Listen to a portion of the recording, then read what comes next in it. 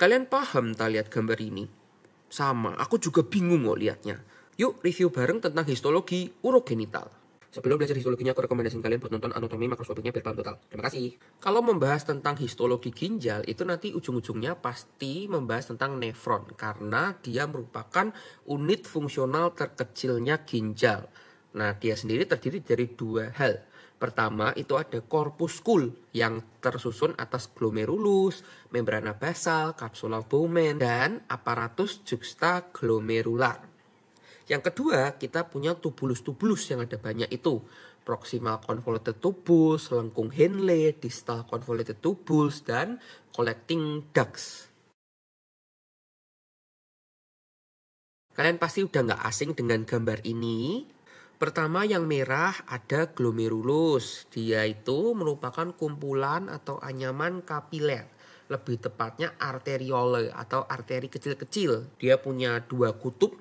Ada kutub vaskular, maksudnya yang menghadap ke pembuluh darah. Nanti ada dua.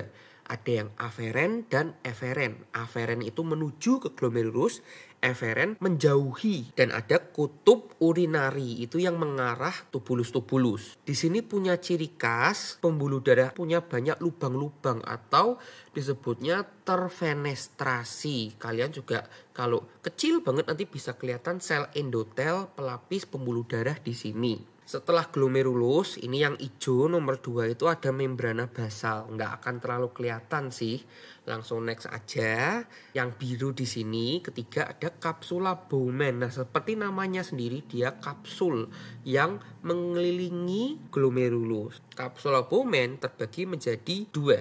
Ada yang bagian visceral, dia terdiri dari kumpulan sel podosit. Atau dia itu sel penyaring, bunder-bunder tersusun berjajar. Nah, antara sel podosit ini mempunyai hubungan yang membentuk celah filtrasi. Selain itu, podosit juga punya prosesus-prosesus yang menyentuh kapiler. Setelah itu ada ruang kapsular dulu, baru yang bagian kedua ada kapsula yang parietal. Dia bagian yang luar dan terdiri dari epitel squamous simplex ya, bentuknya pipih selapis aja. Oh ya, fun fact, antara podosit, membrana basal dan sel endotel dari glomerulus ini yang merupakan filter. Sebelum kita lanjut, ada sel-sel pembantu di sini. Namanya aparatus juxtaglomerular. Nanti ada 3 macam. Pertama ada sel mesangial, bisa disebut seperti sel penyokong. Dia letaknya di rongga mesengium. Misal di sini ada endotelnya, kan ada podosit ya, dia kan bagian dari kapsula Bowman yang mengelilingi. Nah, antara satu arteriole dengan arteriole berikutnya di tengahnya itu mesangium. Di sini ada sel mesangial. By the way, sel mesangial ada di intrakorpuskular dan ada ekstrakorpuskular.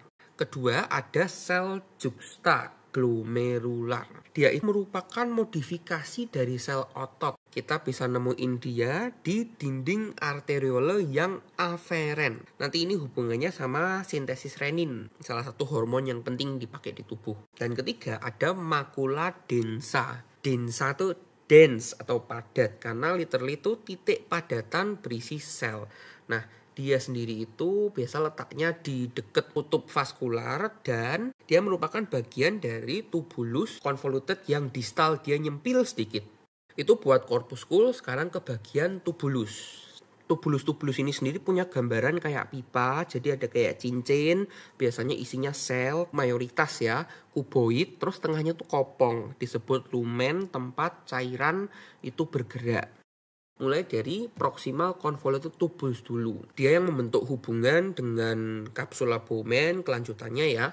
Di sini ada epitel kuboid sampai kolumnar. Tapi banyak kan kuboid sih. Dengan mikrofili atau bulu-bulu halus yang membentuk brush border. Nah, kenapa kok dia punya mikrofili? Karena sesuai dengan fungsinya untuk absorpsi. Nah, bayangkan kalau dia punya naik turun di sini atau yang disebut mikrofili kan dia bisa jadi lebih lebar. Jadi bisa mengreabsorpsi dengan lebih paripurna. Kemudian dilanjutin di lengkung Henle yang bentuknya kayak loop U gitu ya. Nah, lengkung Henle sendiri kita bisa bagi jadi bagian yang descendant dan ascendant. Yang descendant itu udah pasti tipis, yang ascendant ada yang bagian tipis dulu, yang bawah, habis itu semakin ke atas semakin tebel. Nah, nanti ini akan beda. Yang bagian tipis berarti yang descendant dan ascendant yang bawah itu dia terdiri dari sel squamous simplex. Sedangkan yang tebel atau ascendant yang bagian atas itu dia dari sel cuboid simplex. Setelah itu disambung ke tubulus convoluted yang bagian distal. Nah, ini sebetulnya sama kayak yang tadi proximal, cuboid simple, cuman dia lebih sederhana dari yang proximal dan nggak ada mikrofilinya. Selain itu, dia juga membentuk makula densa yang merupakan bagian dari aparatus juxtaglomerular. Jadi kalau kita lihat yang distal ini kan salah satu pojoknya itu ada isinya selnya yang lebih padat sedikit. Itu makula densa. Dan terakhir ada collecting tubulus atau tubulus collectivus yang buat nyimpen urin dulu sementara sebelum diekskresikan. Di collecting ducts cirinya punya bentuk sel epitel kuboid sampai kolumner yang khas disebut dome shape. Gambaran atapnya itu kayak kubah atau jendol-jendol. Kalau dia di atas atau bagian korteks ginjal bentuknya itu kuboid. Semakin dia ke bawah, ke arah medula, dia jadi kolumner. Nah, di antara sel-sel ini ada dua macam. Sel prinsipal, yang dia itu merupakan mayoritas, dia saling bertetanggaan, warnanya lebih gelap. Dan kedua ada sel intercalatus, dia minoritas, tersebar, maksudnya satu terpencil. Karena dikit juga, warnanya lebih cerah dan punya ciri nonjol-nonjol ke lumen. Ini nggak terlalu kelihatan sih, tapi kira-kira kayak gini ya yang nomor 2. Setelah dari ginjal, masuk ke saluran ureter dahulu. Gambaran umumnya dari ureter sampai nanti di uretra itu dia kopong di tengah yang kita sebut lumen dan sampingnya itu punya beberapa lapisan. Kalau buat ureter sendiri, dia itu yang lumennya paling sempit karena kan dia kayak saluran kecil gitu ya. Dan ada yang bilang lumennya itu kayak tanda plus bercabang ya, enggak mirip-mirip banget cuman dia punya 4 lapis. Pertama tunika mucosa yang terdiri dari epitel transisional. Kenapa kok disebut transisional? Karena dia bisa berubah. Yang awalnya bentuknya itu gendut-gendut, kita sebutnya sel payung atau umbrella cells ketika dia kosong. Sedangkan ketika dia terisi oleh urin, dia itu akan melebar, bentuknya itu hampir menyerupai sel squamous. Nah, karena dia bisa berubah-ubah, makanya dia disebut transisional. Di ureter biasanya 5-7 lapis selnya. Dan bawahnya ada lamina propria yang cukup tebal, isinya jaringan ikat longgar, pembuluh, dan kelenjar mukus. Sedangkan di lapisan kedua, tunika submucosa, udah nggak ada kelenjar, isinya jaringan ikat juga. Di tunika muscularis, ada otot polos. Nah, tapi nanti kita bedakan lagi. Di bagian ureter yang atas, yang dekat ginjal, itu di lapisan luarnya ada otot sirkular, bagian dalamnya ada otot longitudinal. Sedangkan yang di bawah, berarti yang dekat-dekat ke kantong kemih, bagian luar dan dalamnya longitudinal, tapi ada satu lagi lapisan di tengah yang bentuknya sirkular. Dan lapisan terakhir, lapisan adventitia atau serosa, itu terdiri dari jaringan ikat longgar, vaskularisasi, saraf, dan limfatik. Bladder atau kandung kemih. Gambarannya itu dia sama sebetulnya, tapi lebih simple, lumennya lebih besar daripada ureter. Kalau saya nyebutnya ini kayak garis pantai gitu ya. Sama, kita punya 4 tunika atau lapisan. Tunika mucosa, epitelnya sama, tapi lebih tebal aja. Epitel transisional ada 9-11 tumpuan. Sehingga bisa melar lebih gede ya. Sesuai fungsinya ya, kandung kemih kan memang buat menyimpan sementara. Ureter hanya menyampaikan ke sana. Di bawahnya ada lamina propria yang isinya lebih banyak jaringan ikat longgarnya. Di tunika submucosa di sini banyak fiber elastik dan vaskular buat mendukung melarnya. Dan di tunika muscularis, di bagian dalam dan bagian luar ada otot polos longitudinal, sedangkan di bagian tengahnya ada otot polos yang polanya sirkular. Nah, ini kita namain khas banget musculus detrusor. Dan terakhir di tunika adventitia kita punya otot yang membentuk sphincter yang fungsinya menyempit atau membuka saluran untuk mencegah urin itu melaju ke tempat yang salah atau mundur gitu.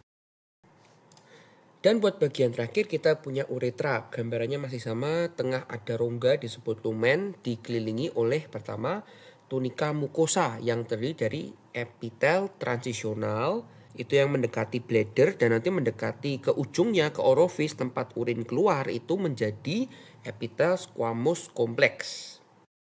Di bawahnya tunika submukosa terdiri dari banyak jaringan cavernous atau seperti rongga-rongga yang kita sebut dengan erectile tissue. Nanti ini kalau di punya pria disebutnya corpus spongiosum. Selain itu juga ada banyak sekali vaskularisasi dan kelenjar-kelenjar. Di tunika muscularis ini rada unik karena ada otot polos dan otot skelet.